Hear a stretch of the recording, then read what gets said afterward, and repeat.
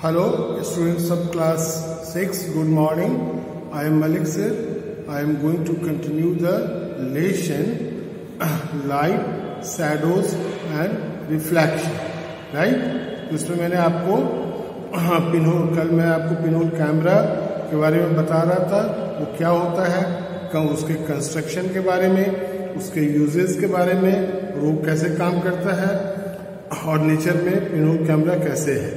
ठीक है. आज मैं जो टॉपिक आपको पढ़ाने जा रहा हूं वो है mirror and reflection of light. ठीक है. तो देखिए mirrors and reflection of light. देखिए अब गौर करिए, एक टेनिस बॉल या कोई बॉल जिसे आप क्रिकेट वगैरह कॉस्को बॉल वगैरह होता है, उसको दीवार पर मारते हैं तो क्या होता है, फिर वो वापस आपके पास लौट जाता है, बैक हो जाता है. ठीक है. तो ठीक this means that when the tennis ball strikes the ball, वो वॉल पे भी दे सकते हैं या फिर नीचे ग्राउंड पे भी आप उसको स्ट्राइक कर सकते हैं.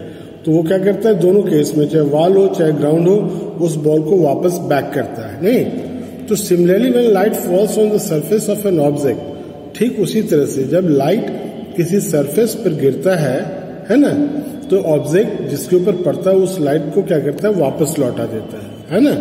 और ये जो प्रॉपर्टी ऑफ लाइट है, इसी को हम लोग रिफ्लेक्शन ऑफ लाइट कहते हैं. ठीक है. इसको कैसे डिफाइन करेंगे, the process of sending back the light rays that fall on the surface of an object is called reflection of light. ठीक है. The process of sending back the light rays, the process of sending back the light rays that fall on the object और surface of an object is called reflection of light. ठीक है. और हम लोग कुछ भी जो देख पाते हैं अपने चारों ओर किसी भी चीज को, तो वो इसी प्रॉपर्टी के कारण से, लाइट के इसी प्रॉपर्टी के कारण से हम लोग किसी भी चीज को देख पाते हैं. अब देखिए, we all use mirrors at home. हम सभी अपने घरों में मिरर्स का यूज करते हैं, है ना, अपने चेहरों को देखने के लिए. This is due to the reflection of light. और ऐसा किस लिए होता है, रिफ्लेक्शन ऑफ लाइट के कारण से होता है. Sometimes we see reflection of trees. कभी कभी हम ट्रीज के रिफ्लेक्शन को देख पाते हैं, बिल्डिंग या फिर अदर ऑब्जेक्ट को वाटर में और पॉन्ड और लेक में जो उसके आसपास है. Because the surface of water reflects the light. The light rays that falls on the surface of the object और वाटर रिफ्लेक्ट्स.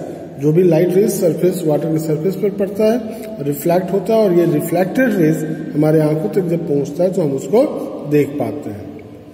तो reflection of light depends upon the nature of the surface.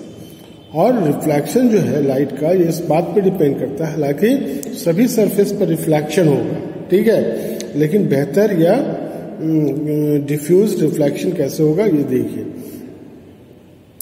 तो वो depend करता है nature के ऊपर. Nature किसके nature के ऊपर, सरफेस के नेचर के ऊपर. रफ और इरेगुलर सरफेस अगर होगा, reflects the incident ray of parallel light in different direction. अगर सरफेस स्मूथ की जगह वो आपको इरेगुलर है, मतलब उबड़ खाबड़ है उसमें, ठीक है, तो वहां पर जो लाइट रेज फॉल करेगा रिफ्लेक्शन के बाद वो डिफरेंट डायरेक्शन में जाएगा, है ना. जैसे light rays reflected from book, newspaper, table, wall, है ना, ये सभी यहाँ जो रिफ्लेक्शन होंगे वो सभी डायरेक्शन में होंगे. और इसके कारण से ही सभी डायरेक्शन में होंगे, तभी तो उसमें से कुछ रिफ्लेक्टेड रेज हमारे आंखों तक पहुंचता है और फिर वो ऑब्जेक्ट हमको दिख जाता है. और एक जो स्मूथ और रेगुलर सरफेस है, जो स्मूथ है उसमें उबड़ खाबड़ नहीं है, reflect the incident beam. Incident मतलब होता है जो फॉल करता है, beam of parallel light. Beam मतलब जब बहुत सारे रेज को बीम कहते हैं, है ना, लाइट रेज को बीम कहते हैं. और दूर से आने वाले जितने भी लाइट रेज हैं उसको हम लोग एक दूसरे के पैरेलल मानते हैं. वो जब गिरता है तो वहां जो रिफ्लेक्शन होगा एक ही डायरेक्शन में होगा, सारे डायरेक्शन में नहीं होगा, है ना.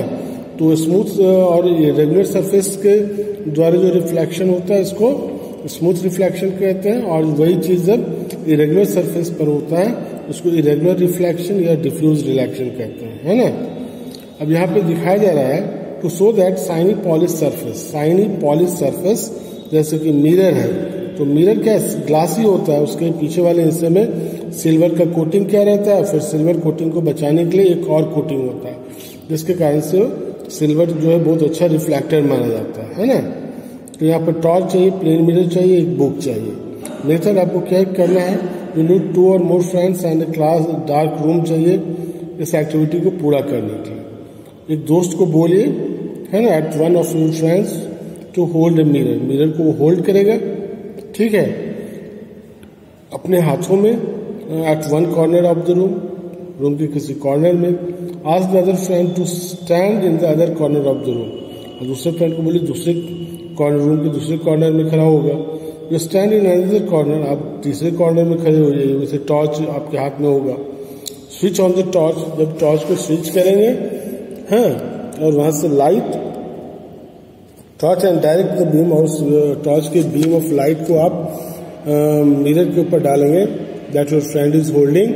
Observe the beam of light on the other side, और दूसरे तरफ देखिए टकराने के बाद वो बीम ऑफ लाइट जो है किधर जा रहा है।